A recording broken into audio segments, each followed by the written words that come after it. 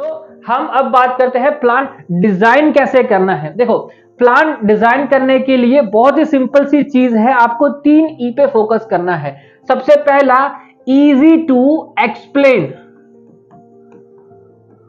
देखो, सिंपल सी बात है, आपको एमएलएम आता है, आप कंपनी शुरू कर रहे हो, ठीक है, आपको एमएलएम आता है, आप 10 लोगों को दिखा देंगे प्लान एक ही मिनट में कि ये बहुत बढ़िया प्लान है। ओके, आपने 1 मिनट में 10 लोगों को एक्सप्लेन कर दिया, लेकिन क्या वो 10 लोग आगे जाके अपने ही ग्रुप में 10 लोगों को एक्सप्लेन कर पाएंगे?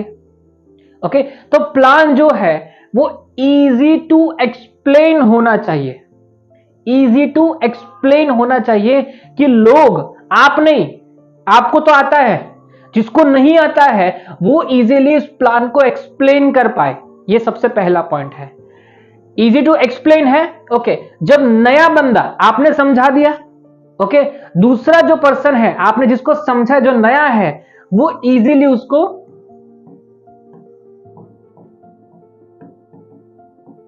समझ भी पाएगा। आपने 10 लोगों को समझाया, वो 10 लोग समझ पाए, और वो 10 लोग इजीली किसी को समझा पाए 100 लोगों को, और जब वो 10 लोग उन 100 लोगों को समझा रहे हैं तो उन 100 लोगों को समझ में भी आना चाहिए, यहां पे आना चाहिए, दिमाग में आना चाहिए कि भाई ये एक नया बंदा जिसको एमएलएम नहीं आता है वो मुझे एमएलएम सिखा रहा है और मेरे को आ रहा है। तो अंडरस्टैंड, इजी टू एक्सप्लेन नए लोगों के लिए, easy to understand, easy to understand कि हाँ भी जो समझा रहा है तो अपने को समझ में भी आ रहा है, और जब वो समझा रहा है, जब वो समझा रहा है तो इजी टू कन्विंस। जब 10 लोग जो नए हैं, जिसको एमएलएम नहीं आता है, और वो 10 लोग जब आगे जाके 100 लोगों को समझा रहे हैं और वो 100 लोग समझ भी रहे हैं, तो समझने के बाद वो 100 के 100 लोग कन्विंस भी होने चाहिए कि यस, अपने को आपके साथ ज्वाइन करना है। Easy to explain, easy to understand, और जब ये दोनों चीज हो जाए तो जो थर्ड पर्सन है वो इजीली कन्विंस हो पाए, और कन्विंस होने के बाद सेल निकलता है, यानी कि एक ज्वाइनिंग पैकेज बिकता है, कंपनी में पैसा आता है, और उस अपलाइन को पैसा जाता है।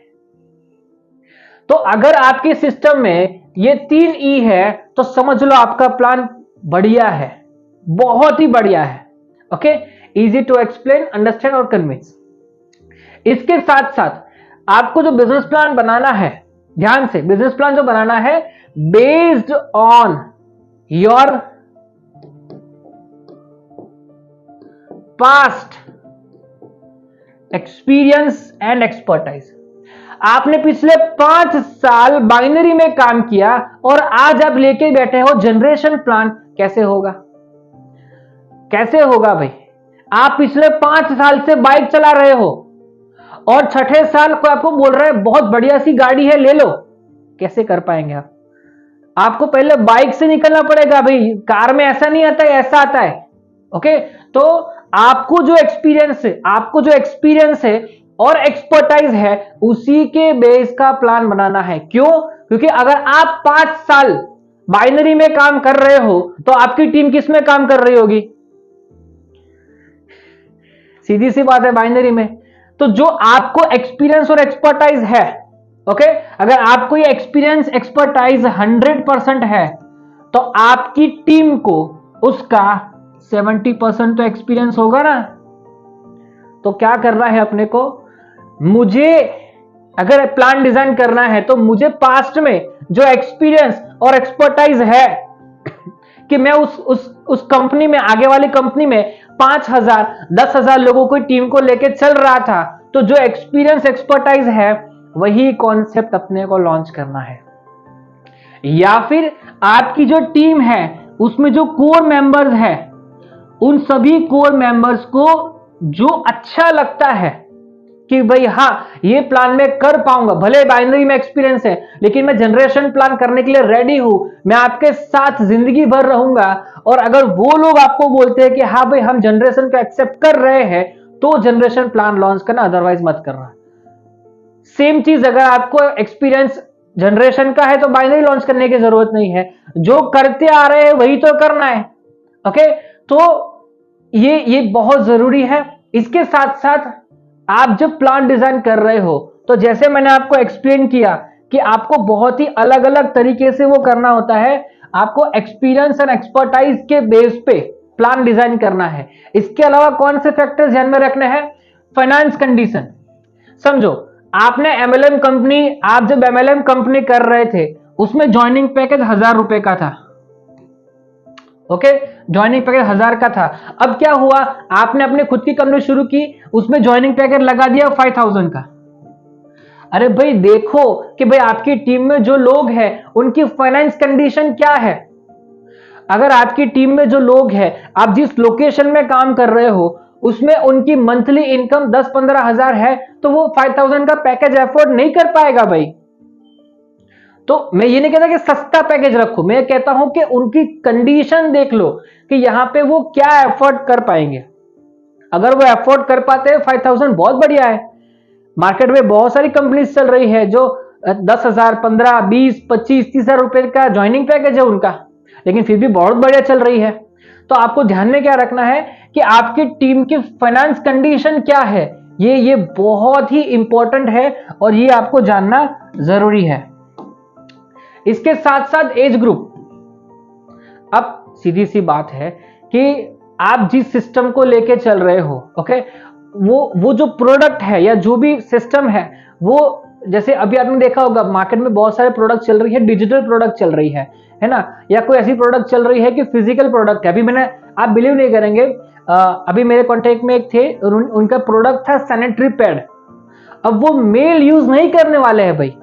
हाँ, सैनिटरी पैड जरूरी है क्योंकि उनका जीएसटी 0 है, सैनिटरी पैड पे जीएसटी 0 है, लेकिन उसने जीएसटी बचाने के लिए सैनिटरी पैड रखा।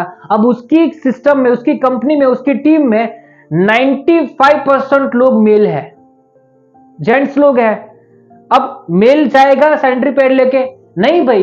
तो आपको एज ग्रुप भी देखना है, कौन सा एज ग्रुप है। अगर 30 साल से नीचे वाला है तो कोई ऐसी प्रोडक्ट रखो जिससे उनको कुछ सीखने को मिले। जैसे नॉर्मली हम ये प्रेफर करते हैं कि आप ऑनलाइन कोर्स रख दो, डिजिटल प्रोडक्ट रख दो, स्कूल एजुकेशन, एक नया प्रोडक्ट लॉन्च हुआ है, स्कूल एजुकेशन भी आप रख सकते हो। तो ऐसी प्रोडक्ट जो 18 साल से कम वाले लोग भी यूज कर पाएंगे, 18 एंड अबव वाले भी लोग यूज कर पाएंगे, तो ये बहुत ही इंपॉर्टेंट है। सेकंड है फाइनेंस कंडीशन। दोस्तों, आप जब भी कोई सिस्टम में काम करते हो तो ध्यान से समझना कि 1000 रुपए का अगर आपको ज्वाइनिंग पैकेज का एक्सपीरियंस है, सपोज आपका एक्सपीरियंस क्या है, 1000 रुपए का पैकेज का एक्सपीरियंस है और आपने पैकेज क्या रख दिया, 5000, तो समझो आप बात को कि अगर आपका एक्सपीरियंस 1000 का है, अगर आप उस जगह पे हो जहां पे लोगों की फाइनेंशियल कंडीशन जो है वो 1000 रुपए भी अफोर्ड करने की नहीं है, और अगर आप 5000 का पैकेज रखने वाले हो, तो कभी भी आपका सिस्टम जो है वो जल्दी से ग्रो नहीं करेगा। आपकी सिस्टम में जो एंट्री है वो बहुत ही इजी, आसानी से होनी चाहिए। एंट्री फी हो सके तो 1000 के आसपास ही रखिए। आप 10,000 भी रख सकते हो, लेकिन फिर 10,000 को क्लोज करने के लिए एक आम आदमी को थोड़ा एफर्ट लगता है और वहां पे बहुत सारे लोग क्विट कर लेते हैं। तो नेटवर्क मार्केटिंग, डायरेक्ट सेलिंग में अगर किसी को भी एनरोल करना है तो आपकी एंट्री फी हो सके तो 1000 से 2000 या 3000 के बीच में ही होनी चाहिए। 3000 से ऊपर अगर जा रहा है तो एक आम आदमी जो है, जिसको सच में पैसा कमाना है, उसके लिए एफोर्ड करना थोड़ा डिफिकल्ट होता है। एज ग्रुप, आप किस एज ग्रुप के साथ काम कर रहे हो? आप बिलो 30 एज के साथ काम कर रहे हो या फिर आप अबाउ 30 एज के साथ काम कर रहे हो? तो नॉर्मली अगर आप उन लोगों को टारगेट कर सकते हो जो यूथ है, जो 18-20 साल से लेके 25 साल के बीच में है, जिनके ऊपर कोई बड़ी रिस्पॉन्सिबिलिटीज नहीं है। तो आपको एज ग्रुप के हिसाब से भी प्लान बनाना पड़ेगा। आपके सिस्टम में जो मैंने आपको आगे समझा, MLM, मोटिवेशन, लीडरशिप और मनी, ये 3 चीज होनी चाहिए। तो एज ग्रुप के साथ साथ मैं ये भी कहूंगा कि हमारे कुछ क्लाइंट हैं, उनकी प्रोडक्ट है सैनिटरी पैड। अब जब हमारी डिस्कशन हुई, मैंने बोला सर आपका प्रोडक्ट का जीएसटी कितना, उन्होंने बोला जीएसटी 0 है। मैंने कहा कौन सी प्रोडक्ट है, तो उन्होंने बोला कि सैनिटरी पैड है। अब ध्यान से समझना, सैनिटरी पैड का जीएसटी 0 है, वो क्लियर है, लेकिन उनकी टीम में 95% लोग जो है ना वो मेल है, जेंट्स है। अब जेंट्स लोग जाएंगे सैनिटरी पैड बेचने के लिए, तो ये भी एक, किसी को भी बेचना हो तो प्रोडक्ट ना थोड़ा वियर्ड लगता है। तो एज ग्रुप बहुत मैटर करता है कि आप किस एज ग्रुप में जा रहे हो। नॉर्मली एज ग्रुप में अगर आप जा रहे हो और आप 18 से लेके 30 के बीच में अगर आप काम कर रहे हो ना, तो उनको ऐसी प्रोडक्ट दो जिससे उनको एक्स्ट्रा आगे भी रेवेन्यू जनरेशन हो। जैसे कि हम नॉर्मली इसमें प्रेफर करते हैं ऑनलाइन कोर्स। नॉर्मली क्या होता है कि 18 से 20-22 साल के बीच में जो लोग होते हैं ना, वो कॉलेज स्टूडेंट होते हैं और उनको ना पॉकेट मनी चाहिए होती है। तो यहां पे अगर आप कोर्स रख के लर्न विथ अर्न, आप पढ़ भी सकते हो और कमाई भी कर सकते हो। तो यहां पे एक बहुत ही अच्छा आप उनको टारगेट कर सकते हो। लेकिन आपको ध्यान में रखना है कि हम सिर्फ 18 से 20-22 की एज में काम नहीं करने वाले हैं। कोर्स जो है वो एक एंट्री करने का है। और दूसरा, कोई भी आप फिजिकल प्रोडक्ट रख दो, जैसे नॉर्मली डेली यूज की प्रोडक्ट है या कुछ कैप्सूल्स वगैरह है, तो इससे आप एंट्री कर लो। तो एक मामूली सा जो यूथ है, जो भी स्टूडेंट है, जो 18 प्लस अभी हुआ है, उसको अगर नेटवर्क मार्केटिंग में जाना है तो वो भी एंट्री ले सके। मैं आपको एग्जांपल देना चाहूंगा, ईबीज का नाम आपने सुना होगा शायद। तो ईबीज कंपनी के जो लोग थे, उनकी जो एज थी वो 18 से लेके 22-23 साल की एज थी, और उन लोगों ने बहुत ही अच्छा नेटवर्क बिल्ड किया था just based on motivation and leadership. और यहाँ पे ज्वाइनिंग पैकेज थोड़ा हार्ड था, क्योंकि वो 7,000 से लेके 18,000 तक के ज्वाइनिंग पैकेज आ गए थे। लेकिन वो लोग भी वो अफोर्ड क्यों कर पाते थे, क्योंकि यहाँ पे कोर्स था। इसलिए ईबीज जो है वो बहुत ही जल्दी अर्न विथ लर्न, मतलब कि आप पढ़ते पढ़ते कमाई कर सकते हो, ऐसा कॉन्सेप्ट उन्होंने लॉन्च किया था जस्ट कोर्स को रख के। और कोर्स को मैं बता दूं आपको कि कोर्स एक ऐसी डिजिटल प्रोडक्ट है जिसको एक बार आप डेवलप कर सकते हो। आपने एक बार डेवलप कर लिया, उसके बाद आप लगातार उस प्रोडक्ट को मल्टीपल टाइम सेल कर सकते हो।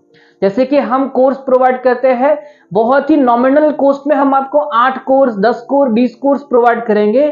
आपको वन टाइम उसका पेमेंट करना है और लाइफ टाइम आप उसको आराम से सेल कर सकते हो। जैसे कि मैं आपको एग्जांपल दूं, अगर आप कोर्स की बात करें, तो अगर आपने एक कोर्स सपोज 40,000 में लिया हमारे पास से, ठीक है, 40,000 में लिया, अगर आप क्या कर रहे हो, आपने ऐसे 1000 लोगों को सिर्फ 1000 रुपए में बेचा, तो आपकी जो टोटल जो प्रॉफिट है वो 10 लाख रुपए हो गए। अब मुझे ये बताओ कि 1000 रुपए का कोर्स आपने 1000 लोगों को बेचा, आपके पास 10 लाख रुपए आए। आपने प्रोडक्ट कितने में डेवलप किया था? सिर्फ 40,000 में। ओके, तो यहां पे अगर आप 1000 लोगों को बेच रहे हो तो प्रोडक्ट कॉस्ट जो है ना वो सिर्फ 40 रुपए आएगा। सीधी सी बात है। तो यहां पे बहुत ही अच्छा प्रॉफिट मार्जिन आप ले सकते हो। इसलिए अगर आपको अफिलिएट मार्केटिंग में जाना है या ऐसा सिस्टम बनाना है जिसमें आपके पास प्रोडक्ट के लिए बजट बहुत कम और ना के बराबर है, तो कोर्स का आप यहां पे बेनिफिट ले सकते हो। बहुत ही इजी है, बहुत ही इजीली आप उसको मैनेज कर पाएंगे। अब सवाल यह है कि प्रोडक्ट कौन सी रखें। आपकी जो लोकेशन है, मैं लोकेशन को भी कवर कर लूंगा कि आप जो लोकेशन से बात कर रहे हो, जिस लोकेशन में हो। कुछ हमने देखा है कि कुछ कंपनी की प्रोडक्ट सिर्फ एग्रीकल्चर प्रोडक्ट होती है। तो अगर एग्रीकल्चर प्रोडक्ट आप रखना चाहते हो तो उसमें आपको ऐसे ही लोगों को टारगेट करना पड़ेगा जो ऑलरेडी फार्मिंग करते हैं, खेतीबाड़ी करते हैं। ओके, तो प्रोडक्ट ऐसी रखो जो मतलब जो स्टूडेंट है वो भी आसानी से उसको ले पाए, और ऐसी प्रोडक्ट रखो कि जो अबाउट 30, मतलब जो एक फैमिली लेकर बैठा है वो भी अपने डेली यूज की प्रोडक्ट्स को इजीली यूज कर पाए। तो प्रोडक्ट ऐसा रखो आप जहां पे आप सभी को टारगेट कर पाओ। और ये एक साथ नहीं होता है। शुरुआत में अपने को क्या चाहिए, ज्वाइनिंग्स चाहिए। तो ज्वाइनिंग के लिए ऐसा प्रोडक्ट रखो जो आपको कम लागत में लगे और शुरुआती है ना, शुरुआत लेवल है, तो आपको थोड़ा मैनेज करना होगा। और एक बार आपके पास कम्युनिटी आ गई तो आप आराम से उस प्रोडक्ट को सेल कर पाएंगे। और लोकेशन भी मैंने बताया, अगर आप मेट्रोज में हो तो उस तरह का प्रोडक्ट रखो, उस तरह का प्लान डिजाइन करो कि मेट्रोज के जो लोग होते हैं उनको ना उनके एक्सपेंस ज्यादा होता है, ओके, उनके शौक कुछ अलग लेवल के होते हैं। तो अगर आप मेट्रोज में काम कर रहे हो तो वहां पे लोगों को एक अच्छी इनकम मिलनी चाहिए। अगर आप आपके कॉन्सेप्ट में महीने के 10-15 हजार दिखा रहे हो तो मेट्रोज में नहीं चलेगा। मेट्रोज में तो वो महीने की पॉकेट मनी भी नहीं होती है, ओके। तो मेट्रोज में जा रहे हो तो एक अच्छी इनकम दिखनी चाहिए। और अगर आप ऐसे जगह पे जा रहे हो जो छोटा सा गांव का एरिया है, वहां पे भी एक अच्छा दिखना चाहिए। और मेन सबसे इंपॉर्टेंट है नीड ऑफ मनी। आपकी सिस्टम में सबसे ज्यादा पैसा आप कमा पाओ, और नीड ऑफ मनी के साथ वो इजी भी होना चाहिए। जैसे मैंने बताया आपको, इजी, अगर आपका सिस्टम इजी टू एक्सप्लेन है, इजी टू अंडरस्टैंड है, इजी टू कन्विंस है, तो इजी टू अर्न भी होगा। और इजी टू अर्न है तो समझ लो आपका सिस्टम जो है वो बहुत ही इजी से मार्केट में डुप्लीकेट होगा। शुरुआत में आपको एक सैचुरेशन पॉइंट चाहिए कि 10,000 लोगों की टीम बने। वहां तक आपको ऐसी प्रोडक्ट या ऐसा सिस्टम रखना है जो बहुत ही इजी हो, बहुत ही इजी हो, ओके। कोई भी आप अच्छी प्रोडक्ट रख दो, कोई दिक्कत नहीं है। अब 10,000 लोग हो गए, अभी समझो कि आपने एक रीपर्चेज बेस्ड प्रोडक्ट लॉन्च की, तो नॉर्मली आपको उसके 1000 पीस मंगवाने होते हैं। कोई भी प्रोडक्ट अगर आप रीपर्चेज बेस्ड मंगवाएंगे तो 1000 पीस मंगवाने होते हैं, तो वो आसानी से सेल हो जाएंगे क्योंकि आपके पास 10,000 लोगों की टीम है। अब यहां पे थोड़ा ध्यान से समझेंगे कि अगर आपको सभी में से, अगर आप 1000 प्रोडक्ट बेच रहे हो और आपको सिर्फ और सिर्फ 100 रुपए का फायदा हो रहा है, आपने 1000 रुपए का प्रोडक्ट, आपने क्या बोल दिया, रीपर्चेज प्लान लॉन्च कर दिया और आपने लोगों को बोला कि हर महीने आपको 1000-2000 की सामान खरीदना होगा, आपका फायदा सिर्फ और सिर्फ 100 रुपए है, और आप 10,000 लोग हर महीने उसको परचेज कर रहे हैं, 100 रुपए का फायदा है, तो आपका प्रॉफिट जो है वो 10 लाख रुपए महीना हो जाएगा। तो ये कब होगा? नॉर्मली बहुत सारे क्लाइंट बोलते हैं, मैंने ऑलवेज देखा है कि क्लाइंट जब कॉल पे बात करके बोलते हैं कि सर हमें ना सब कुछ बांटना है, भले हमें 10 रुपए मिले, भले हमें 50 रुपए मिले, लेकिन हमें कम रखना है और हमें लोगों को ज्यादा देना है। यही है कंपनी का सुसाइड।